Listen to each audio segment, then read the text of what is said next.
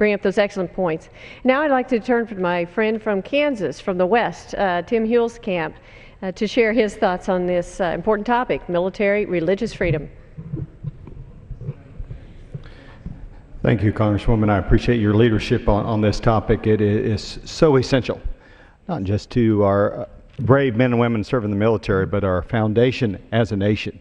I would like to identify two stories that have occurred in the last month and a half in the military, very troubling. During the government slowdown in October, the administration, as was reported in some parts of the media, required all chapels that were serviced by contract chaplains to be closed. In particular, I visited with Father Ray Leonard, who served a naval base in South Carolina. He was not informed ahead of time. He showed up for Saturday evening Mass to a locked door at the chapel. Door locked. Said, come back, shut down, go away. And people from his congregation were pouring in to the parking lot and were forbidden. A locked door, not allowed to enter. He said, I'd like to volunteer. I'd like to do it for free. I don't want to be paid. I want to say Mass. The government said no. Father Ray Leonard had a long history. He just had come back from serving as a missionary for 10 years in China. His words were, I expected that in China. I expected a locked church door in China, but not in America. Not on a military base. The Department of Defense decided they were going to punish men and women of faith by locking those doors. Another case of a chaplain in Texas. On the first day of the government slowdown, he was ordered, come to the office.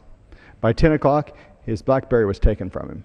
All his contact information was taken from him. His computer was not allowed to him, and he was forbidden to answer any private calls. He was forbidden to answer emails. He was forbidden to communicate with any of the folks. He's in the middle of counseling of folks suffering PTSD.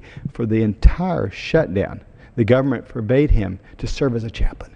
It's those kind of things you wonder what they're thinking at the Department of Defense in this administration. Because as James Madison wrote, he said, conscience is the most sacred of all property. But if you refuse access to chaplains, the folks that are putting their lives on the line. I was in the White House in April, in which the Congressional Medal of Honor was granted to Father Emil Capon from Kansas. And Father Emil, the president talked about his great history of how he inspired Catholics and Protestants and Jews and Muslims at that death camp. And he received an award and a tremendous honor. He was a tremendous man, a tremendous leader, but he is the very type of person that I believe today would not be allowed to serve in our U.S. military. That's a shame, but most devastating, it's not just a shame, it's a loss to the men and women who are looking for that type of support, that type of encouragement, that type of inspiration. This was a nation founded with his blessings. And then we turn around and lock the church door. We turn around and kick chaplains out who actually have views that differ with the administration. This is an attack on religious liberty in the military. Who will be there to defend the religious liberty of our members of the armed services? We're there, and I yield back.